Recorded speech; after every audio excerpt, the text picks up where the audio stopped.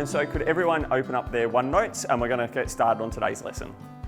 At St Bede's we've got different ways of teaching. What we try to do is cater for the range of abilities in the classroom. Multiple teachers and multiple students in the same learning space, and that changes the dynamic of what our classrooms look like. But that means our technology has to work seamlessly. If you notice anything else, just chuck it up on Teams and reply to this post, and I'll try and work through it, or send me a chat. So we have a really robust orientation program here at St Bede's. We teach them some of the core tools we use, like Microsoft Teams, how to use OneNote, how to use their stylus, Adobe Creative Cloud Suite, through to developing Microsoft Forms, working with Excel and other products within the Office 365 suite. Daisy, how are you going with your project? Yeah, good. We're just doing some brainstorming now. We want students to leave St Bede's being well equipped with the types of skills that they need to make the transition to the workplace.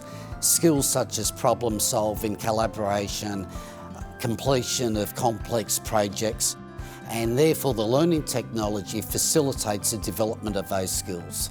Because we've gone down the path of a bring your own specified device, what we knew was as soon as remote learning happened that we had the right tools in students' hands for them to continue with their learning. I had a device that had a video camera, that had a microphone, that was 2-in-1, that all the teachers could depend on. It meant that we were spending less time worrying about the technology and more time worrying about the learning that was occurring. I know that we had some lessons where some of our parents became experts in the classroom. There was certainly a lesson where we were talking about sustainable farming, and one of our parents, who runs a small farm, jumped onto the call and actually gave her feedback, which was wonderful, something we can't do in a traditional classroom environment. I'm a visual arts teacher, and we've been really fortunate in that our students have become really savvy at using Teams in order to work on their assessment tasks and submit them. So I'm able to personalise that learning experience by checking in with students along the way, looking at their documents and where they're up to.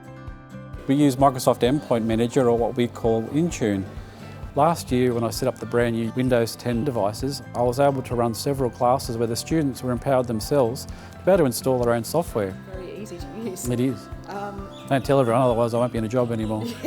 So in the early stages, we had the students involved in scoping the project to select the devices for this year. It was a bit of pressure because we were hoping everyone would enjoy it and kind of like it. We narrowed it down to 3 choices. In year 7 and 9, we had lots of problems with battery running out before the day ended. So we looked at specifically at battery. We also looked at ruggedness. Making sure that laptops do charge quickly if they do run out, so we can still keep on working. Of course, they all run the Windows 10 environment, which makes it quite easy for us to maintain the system and know what's going on because it's much more secure. It's just a good opportunity for us to have some input into what our learning will look like at our schools. We can see lots of these students potentially moving on to university or TAFE or other activities and still continuing to use what is a really good high quality device to continue their learning outside of the school. Did I miss anything? I'm just trying to do head bingo.